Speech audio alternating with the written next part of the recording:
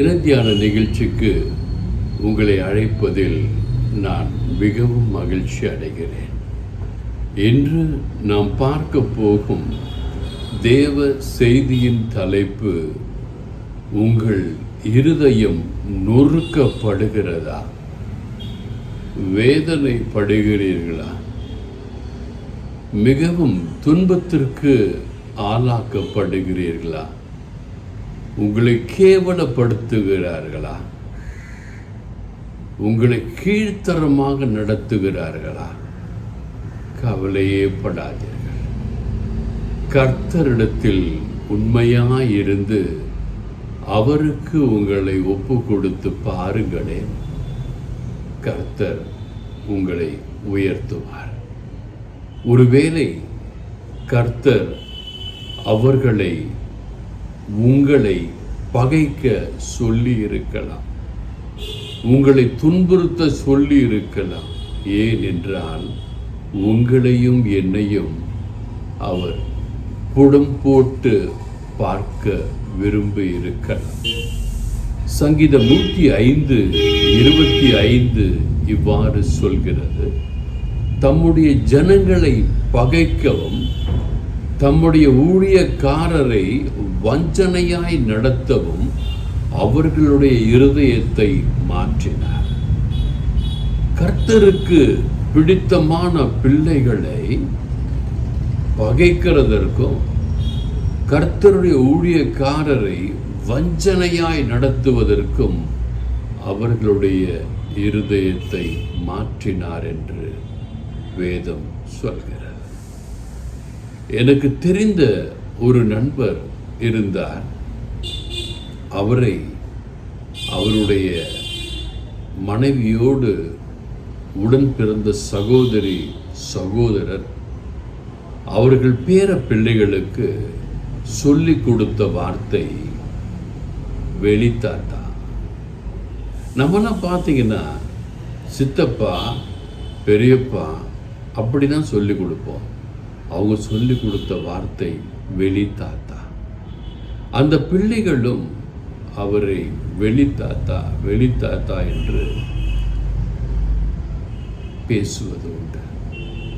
அவர் உள்ளம் நொறுக்கப்பட்டது. ஏனென்றால் அவர் குடும்பத்திலும் அவ்வாறு அழைக்கும் பழக்கம் இல்லை. நம்முடைய அப்பாவோடு உடன் பிறந்தவர்களை நம்ம சித்தப்பா பெரியப்பான்னு தான் கூப்பிடுவோம். வெளித்தாத்தா என வெளியே இருக்காரு அப்படிலாம் சொல்லி கொடுக்க மாட்டோம். அவ்வாறு அந்த பிள்ளைகள் அந்த சித்தப்பாவை வெளித்தாத்தா எனக்கு அப்படிதான் சொல்லி கொடுத்தாங்க, 3 வயசுல எனக்கு அப்படிதான் சொல்லி கொடுத்தாங்க, நீங்க வெளியே இருக்கீங்க வெளித்தாத்தா, இவர் தான் எங்களுடைய உண்மையான தாத்தா, ஸோ உள்ளு தாத்தா எங்களுக்குள்ள இருக்கிறார், எங்கள் வீட்டில் உள்ள இருக்கிறார் என்று சொல்லும் பொழுது அவர் மிகவும் வேதனைப்பட்டு நேற்று அழுது கொண்டிருந்தார். இரவு அவர் என்னிடத்தில் சொன்ன வார்த்தை, நான் மிகவும் நொந்து போய்விட்டேன். அவர்கள் வீட்டிலே நான் உறவினனாய் இல்லை, ஒரு வேலைக்காரனாய் தான் நான் அவர்களுக்கு நடந்திருக்கிறேன். அவருடைய தாய் அப்போலோ ஹாஸ்பிட்டலிருந்து விடுவிக்கப்பட்டு இனி பிழைக்க மாட்டார்கள் என்று சொன்ன பொழுது, அவர்கள் உடம்பெல்லாம் புண் வந்து புழுக்கள் வந்த பொழுது கூட நர்ஸு பார்க்க முடியாதுன்னு சொன்னப்போ கூட அவர் தான் அந்த அம்மையாருக்கு பயோடின் சொல்யூஷன்லாம் போட்டு ஃபோர்சப்ஸில் அந்த பெற்ற பிள்ளையே அந்த அறைக்குள்ளே போக முடியாது, அவ்வளவு நாற்றம் அடிக்குமா. அவர் போய் ஃபோர்சப்ஸில் அந்த புழுக்கள்லாம் எடுத்து இந்த சொல்யூஷன்லாம் போட்டு அந்த அம்மாவுக்கு டயப்பர்லாம் போட்டு சுடு தண்ணியில் மொல்லமாக ஒத்தடலாம் கொடுத்து செய்திருக்கிறார். அவருக்கு வைத்த பெயர் வெளித்தாத்தா. மிகவும் வருத்தப்பட்டார். என்னிடம் சொன்னார், பிரதர் இப்படி இருக்கிறது, எனக்காக கொஞ்சம் ஜெபிங்களே, என் மனது உளைச்சலாக இருக்கிறது என்று சொன்ன பொழுது நான் சொன்னேன், இப்படித்தான் வேதத்திலும் நடந்திருக்கிறது. இயேசு சிலரை புடமிடுவார். இயேசு சிலர் வஞ்சிக்கப்படவும் கேவலமாய் நடத்தவும் அவர்கள் இருதயத்தை மாற்றி இருப்பார். ஒருவேளை உங்களை அப்படி செய்ய அவர்கள் இருதயத்தை மாற்றி இருக்கலாம். கவலைப்படாதீர்கள் என்று சொல்லி நான் அவருக்கு ஆறுதல் சொன்னேன். சங்கீதம் 105:17 பார்க்கும் பொழுது, யோசேப்பு என்று ஒரு அழகானவன், சௌந்தரியமானவன், ஆதியாகமம் 33:6 கடைசி வரை சொல்கிறது, யோசேப்பு அழகான ரூபமும் சௌந்தரிய முகமும் உள்ளவனாயிருந்தான். அவனை என்ன செய்தார்கள் என்றால், சங்கீதம் 105:17 யோசேப்பு சிறையாக விற்கப்பட்டார். அவன் கால்களில் விலங்கு போட்டு ஒடுக்கினார்கள். அவன் புராணனை இரும்பில் அடைக்கப்பட்டு இருந்தது. நினைத்து பாருங்க. ஒரு வாலிப பையன், அழகானவன், சௌந்தரியமானவன், தேவனுக்கு பிடித்த பையன், அவனை சிறையில போட்டாங்க.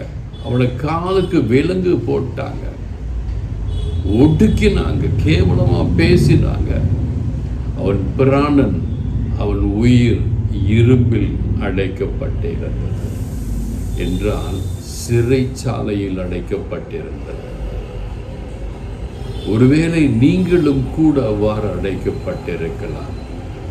வசை மொழியால் பேசி, கீழ்த்தரமாக பேசி, வெளித்தாத்தா, வெளிப்பாட்டி, நீ வெளியாளு என்று சொல்லி உங்களை கேவலப்படுத்தியிருக்கலாம். ஏன் உங்கள் வீட்டில் நடக்கும் சுப நிகழ்ச்சிக்கு கூட உன் சகோதரனோடு பிறந்தவர்களையோ பெற்றவர்களையோ அழைக்காமல் வேலைக்காரர்கள், மற்றவர்கள் என்று எல்லாரையும் அழைத்து கூட உன்னை கேவலப்படுத்தி இருக்கலாம். ஏனென்றால் உன்னை கேவலப்படுத்த வேண்டும் என்ற எண்ணம் அவர்கள் மனதிலே இருந்திருக்கலாம். கவலைப்படாது. நீ செய்வதை, நல்ல காரியங்களை செய்து கொண்டே இரு. யோசேப்பு சிறையாக விற்கப்பட்ட பொழுது அவன் கலங்கி இருப்பான், வேதனைப்பட்டிருப்பான்.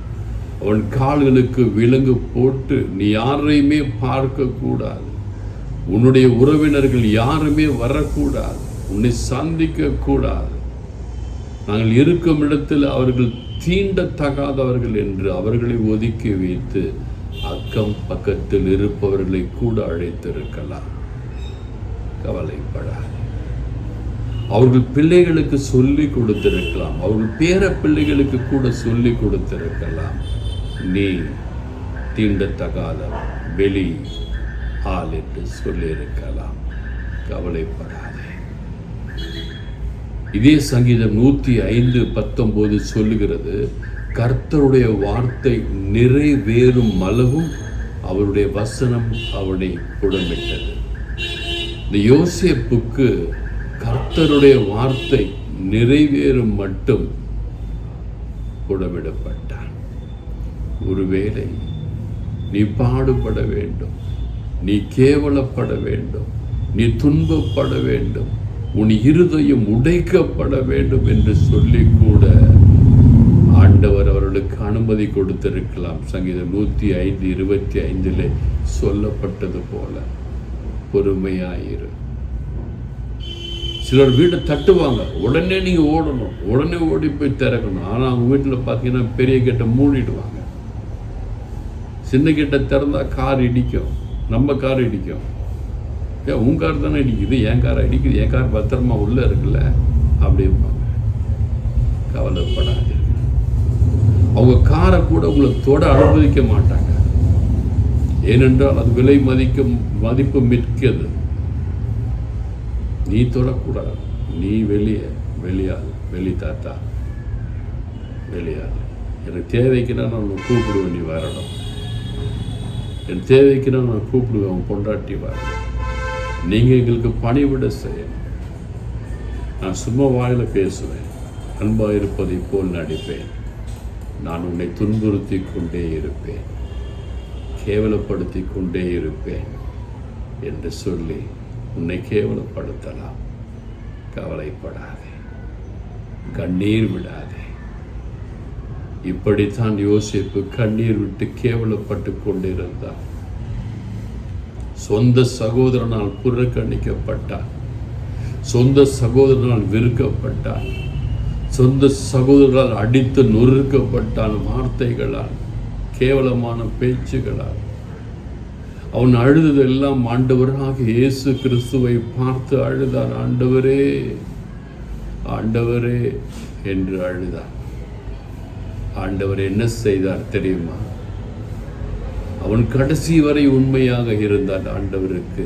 ஒருவேளை நீங்களும் நானும் கூட கடைசி வரை ஆண்டவருக்கு உண்மையாக இருப்போமேயானால் ஆண்டவர் உங்களையும் என்னையும் உயர்த்துவார். ஆதியாகமம் 41 அதிகாரம் 40 பார்க்கும் பொழுது, நீ அரண்மனைக்கு அதிகாரியாயிருப்பாய். யார? எந்த அடிமையாய் இருந்தானோ, எவன் சிறையிலே விற்கப்பட்டானோ, எவனுடைய கால்கள் விலங்கு போட்டு ஒடுக்கினார்களோ, எவனுடைய பிராணனை இரும்பை வைத்து அடைத்தார்களோ, அவன் அரண்மனைக்கு அதிகாரியாய் வைக்கப்பட்டான். உன் வாக்கின்படியே என் ஜனங்கள் எல்லோரும் அடங்கி நடக்க கடவார்கள் என்று ஆண்டவர் சொன்னார்.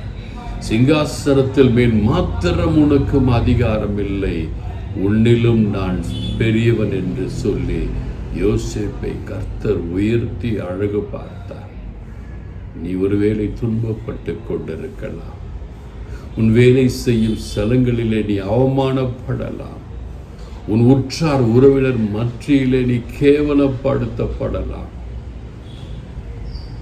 அவர்கள் உன்னை தீண்டத்தகாதவன் என்று சொல்லி அவர்கள் கார கூட தொட விடாம பார்க்கலாம், உனக்கு வண்டி ஓட்ட தெரியாது என்று கேவலமாய் கூட பேசலாம், அவர்கள் பிள்ளைகள் பேர பிள்ளைகளுக்கு நீ வெளியால் என்று சொல்லி சொல்லி சொல்லி சிறிய வயதிலிருந்தே வளர்க்கலாம், அவர்கள் உன்னை அப்படியே பரியாசம் செய்யலாம். கவலையே படாது. உனக்கு என்று ஒரு நாள் கொடுக்கப்பட்டிருக்கும். அந்த நாளில் நீ ஆண்டவர் முன்னால் நிற்கும் பொழுது ஆண்டவர் உனக்கு நீ செய்த நல்ல காரியத்திற்காக தான் பரிசை கொடுப்பாரே தவிர, அவர்கள் பேச்சை கேட்டு உன்னை ஆண்டவர் கீழ்த்தரமாய் நடத்த அவர் மனிதர் அல்ல, அவர் தெய்வம். இயேசு கிறிஸ்து தன் ஜீவனை, தன் ரத்தத்தை எல்லோருக்கும் சமமாக கொடுத்தார். இது என் ரத்தம், இதை வாங்கி புசியுங்கள் என்று சொன்னார், வாங்கி குடியுங்கள் என்று சொன்னார். தன் சரீரத்தை பிட்டு இது என் சரீரம், இதை வாங்கி உண்ணுங்கள் என்று சொன்னார். ஒரு சிலருக்கு மட்டும் ஆண்டவர் சரீரத்தை கொடுக்கவில்லை, ஒரு சிலருக்காக ஆண்டவர் ரத்தத்தை சிந்தவில்லை. முழு இந்தியாவிற்காக, இந்த முழு அகில உலகத்திற்காக ஆண்டவர் ரத்தத்தை சிந்தினார். அவர் இன்று உன்னை பார்த்து சொல்கிறார், நான் என் அரண்மனைக்கு அதிகாரியாய் உன்னை வைப்பேன், என்னிலும் சற்று சிறியவனாக நீ இருப்பாய் என்று ஆண்டவர் சொல்லுகிறார். ஏனென்றால் ஆண்டவர் உன்னை தன் சாயலாக படைத்தார், தன் சாயலாக படைத்தார். யாராவது ஏதாவது சும்மா கொடுத்தா வாங்காதீங்க, வேண்டாம், உங்களை கேவலப்படுத்துவாங்க.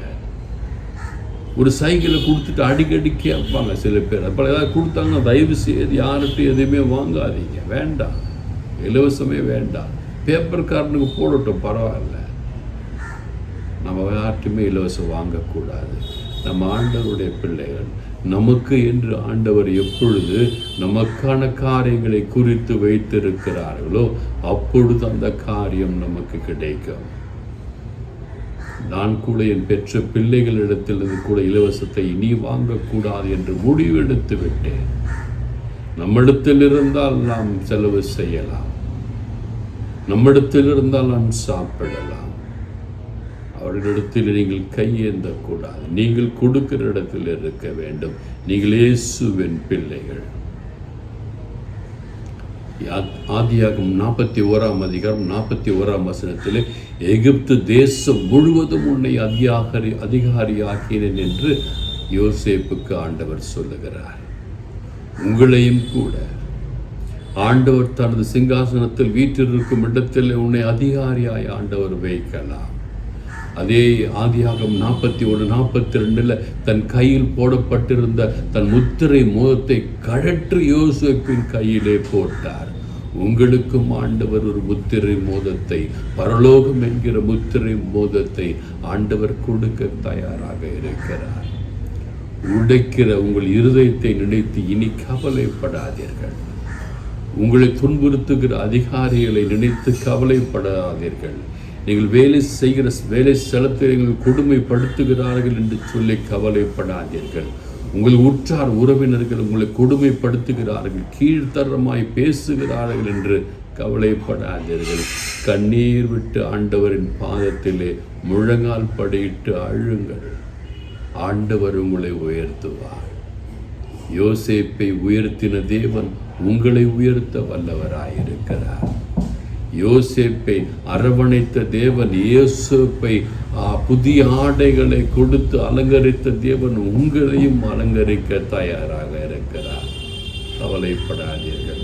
நீங்கள் எல்லோரும் ஆண்டவரின் பிள்ளைகள்.